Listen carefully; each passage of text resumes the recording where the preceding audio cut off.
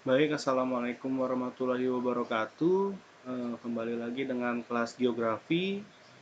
Alangkah baiknya sebelum kita melakukan pembelajaran, kita berdoa menurut agama dan kepercayaan masing-masing. Berdoa dimulai, berdoa selesai. Baiklah, kalau kemarin kita sudah membahas tentang dasar-dasar dari geografi itu sendiri. Untuk selanjutnya adalah penjelasan tentang pendekatan geografi. Nah, di sini ada pertanyaan, apa sajakah pendekatan geografi? Nah, apa sih yang dimaksud dengan pendekatan? Gitu. Jadi, pendekatan itu adalah istilah atau satu pembahasan yang mengidentitaskan suatu keilmuan. Jadi kalau ilmu ini bisa dikatakan pembahasan ini bisa dikatakan sebagai pembahasan geografi, nah pendekatannya itu seperti apa? Nah, pendekatan yang pertama itu ada pendekatan keruangan. Itu mendasarkan sudut pandangnya pada persamaan dan perbedaan struktur, pola dan proses dalam suatu ruang.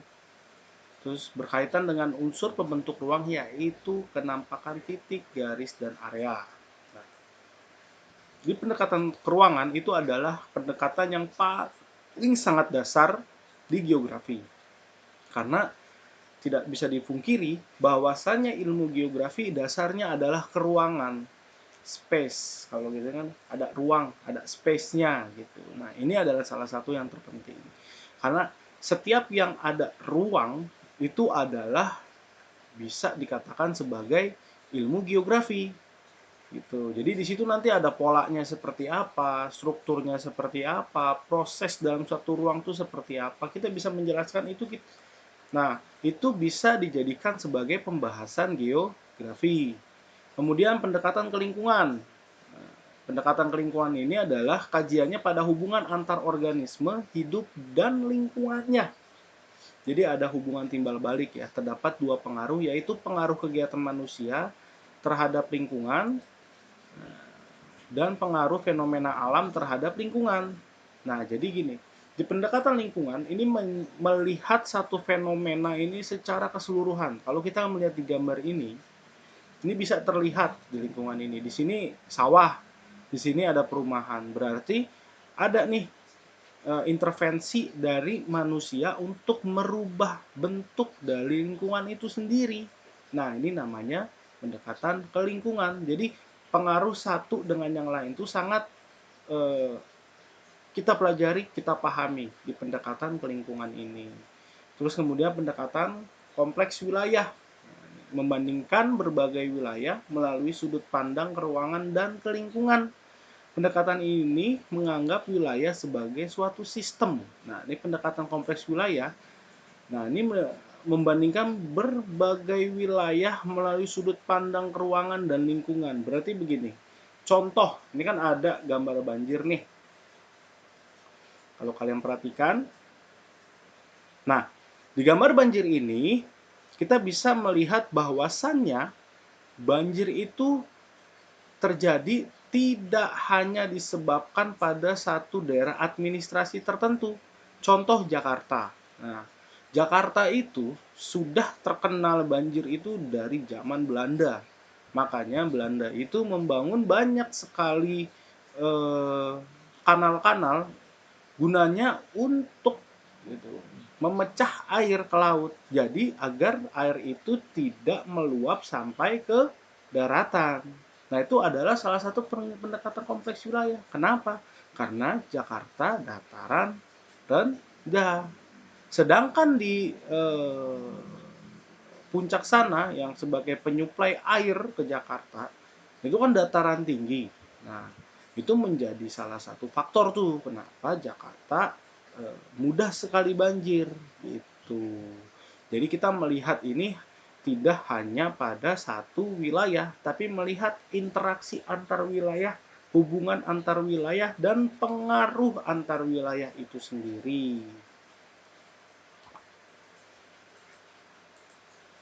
Oke, di sini ada konsep esensial geografi.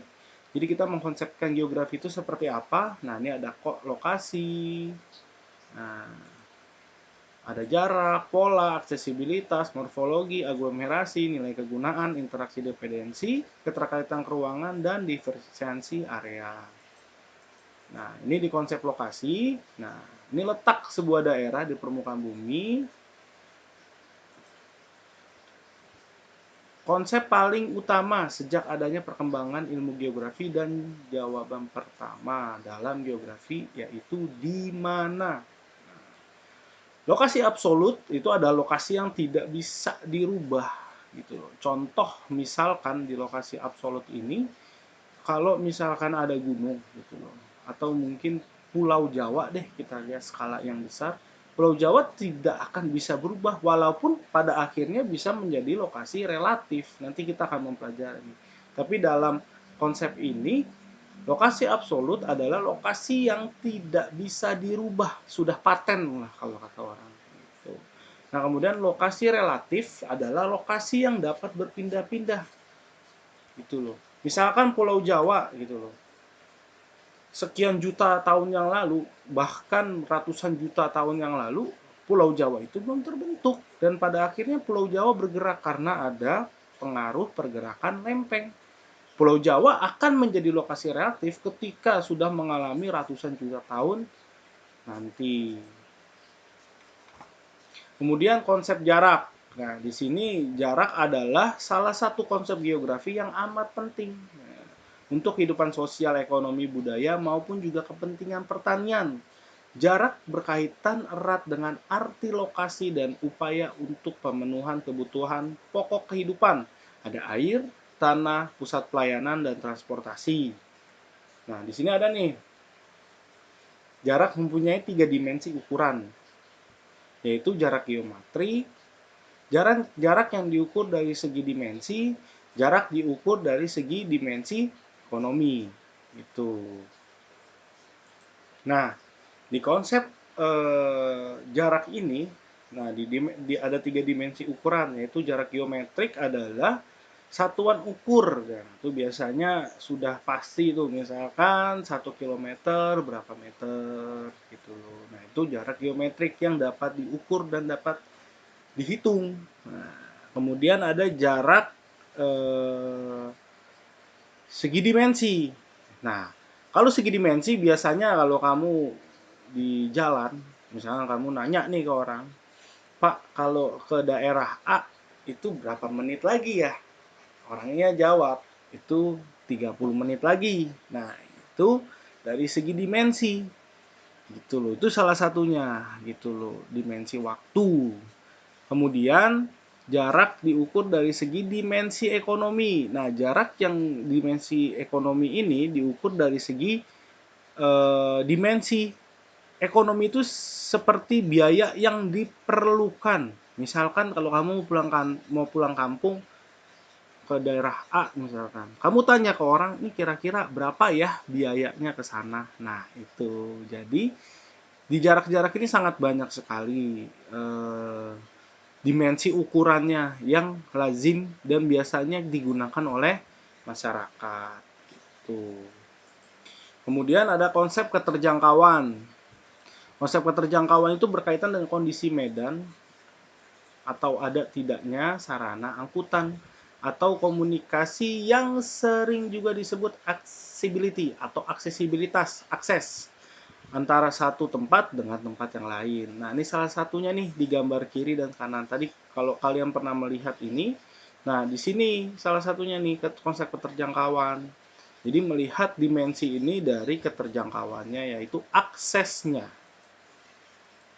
Kemudian konsep pola. Nah, ini pola ini adalah susunan bentuk atau sebaran fenomena dalam ruang di muka bumi disebut pola, baik bersifat alami, yaitu aliran sungai, sebaran vegetasi jenis tanah, curah hujan, dan fenomena sosial budaya antara lain permukiman penduduk, sebaran, kepadatan, untuk pencarian, jenis kelamin, dan komposisi penduduk. Nah, lainnya seperti tradisi, kebiasaan-kebiasaan pada kelompok-kelompok masyarakat. Nah, kalau kita melihat di pola ini kan ada pola memusat, pola membesar gitu kan, pola memanjang gitu. Nah, di sini tuh kalau ini biasanya nih pola memusat nih, karena kita melihat ada beberapa bangunan yang sejajar dan sama pada akhirnya di sini bentuk bangunannya sama. Nah, di sini pola membesar atau tersebar biasanya itu berada di dataran rendah dan biasanya memang dia berada di pusat-pusat perkotaan. Nah, kalau pola memusat ini berada di daerah-daerah pedesaan. Nih biasanya dikepung oleh sawah-sawah gitu loh. Jadi mereka bermukim di pertengahan ladang mereka gitu loh, di pertengahan persawahan mereka ini. Nah, konsep memanjang ini atau pola memanjang ini biasanya berada di daerah aliran atau daerah pinggir jalan. Nah, ini konsep pola, kita bisa mengkategorikan itu sebagai pola. Kemudian konsep morfologi. Itu. Nah, di konsep morfologi adalah kajian tentang wujud-wujud dataran muka bumi sebagai proses pengangkatan atau penurunan fisik wilayah dengan erosi dan atau sedimentasi, sedangkan membentuk daratan atau pulau-pulau kecil yang mempunyai kelerengan serta pegunungan dan lembah yang sering juga dinamakan relief. Nah, morfologi ini kita mengkaji bagaimana bentuk permukaan bumi. Nah, karena berkaitannya dengan nanti ke pola. Jadi nanti dari morfologi bisa ke pola, nanti bisa ke akses. Nah, jadi bagaimana ini kita melihat kondisi fisik wilayah itu bisa terbentuk menjadi sedemikian rupa. Kemudian ada konsep aglomerasi, yaitu biasanya kecenderungan untuk yang bersifat mengelompok pada suatu wilayah yang relatif sempit. Nah, contoh industri akan mengelompok pada suatu wilayah yang dianggap menghasilkan keuntungan maksimum bagi produknya. Pemukiman padat dan kumuh salah satu bentuk aglomerasi di perkotaan. Nah, ini aglomerasi ini bisa kita lihat. Nah, biasanya kalau di Tangerang itu ada daerah industri manis. Kalau kalian pernah lewat, nah di sana adalah salah satu bentuk aglomerasi dalam konsep geografi gitu loh. Jadi konsep aglomerasi kita melihat nih bagaimana satu wilayah, satu kenampakan wilayah itu bisa terkumpul atau bisa mengumpul. Oh, ternyata ada kepentingan-kepentingan biasanya ekonomi untuk bertahan hidup. Nah, itu seperti itu. Terus kemudian konsep nilai kegunaan. Nah, ini nilai kegunaan ini fenomena atau sumber daya alam di permukaan bumi bersifat relatif tidak sama oleh semua golongan masyarakat tertentu. Nah, konsep nilai kegunaan ini biasanya kita bisa melihat representasi dari budaya masyarakat itu sendiri. Contohnya, misalnya kalau kita melihat ini nih di dataran tinggi, masyarakat itu memanfaatkan dataran tinggi itu untuk menanam teh. Nanti berbeda lagi dengan di daerah pesisir. Gitu loh. Biasanya ditanami pohon-pohon kelapa atau tanaman yang memang memiliki batang yang keras gitu atau batang yang besar.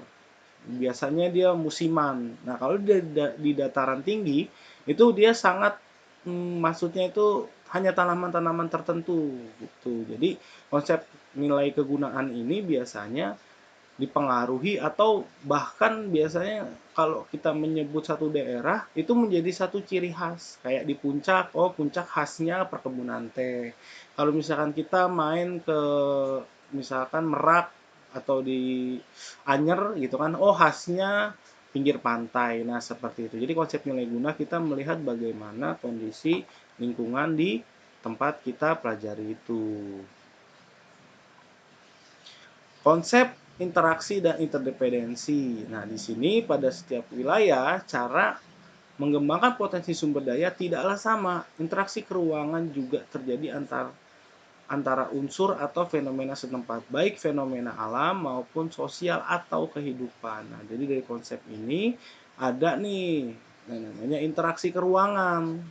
Nah, gitu. Terus kemudian terjadi nih unsur-unsur fenomena setempat. Nah, di sini nih, nah dari gambar ini kita bisa melihat nih konsep interaksi dan interdependensi ini bahwasanya ini terlihat nih sedang ada panen gitu kan. Kemudian terlihat ada orang-orang di sini.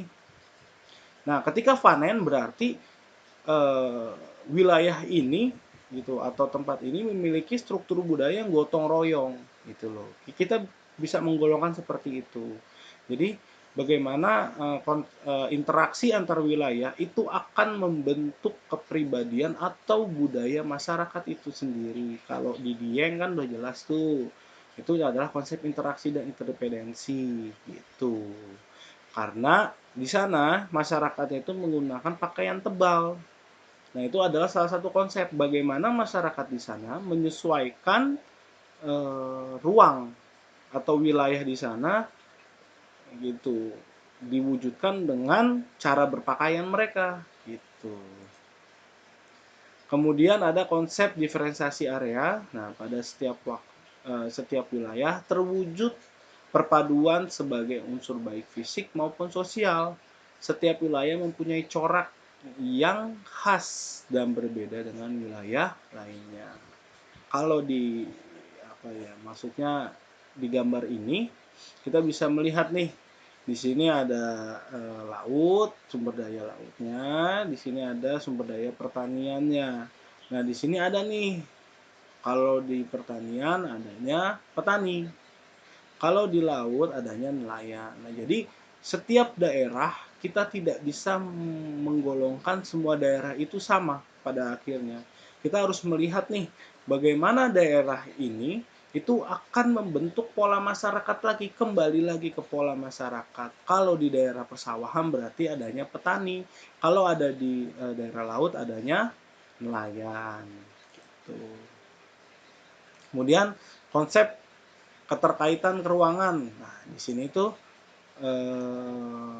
asosiasi keruangan mewujudkan derajat berkaitan sebaran fenomena dengan fenomena lainnya dari satu ruang, baik mengangkut fenomena alam maupun non alam. Jadi bagaimana nih kita melihat nih yang tadi, kalau kita udah melihat konsep-konsep kelingkungan, nah ini bisa menjadi seperti itu. Kita melihat nih keterkaitan ruangannya seperti apa, sebaran fenomena ruang satu dengan ruang yang lain itu seperti apa. Contoh yang tadi saya sudah jelaskan, masalah banjir, nah itu adalah salah satunya tuh gitu. Jadi kita melihat bahwasanya antar ruang ini memiliki pengaruh satu sama lain. Baik, nah ini ada penerapan ilmunya dalam kehidupan sehari-hari. Nah, ini pada fenomena atmosfer, pada fenomena litosfer, pada fenomena hidrosfer, fenomena biosfer, dan fenomena antroposfer. Nah, nanti ini untuk pertemuan selanjutnya.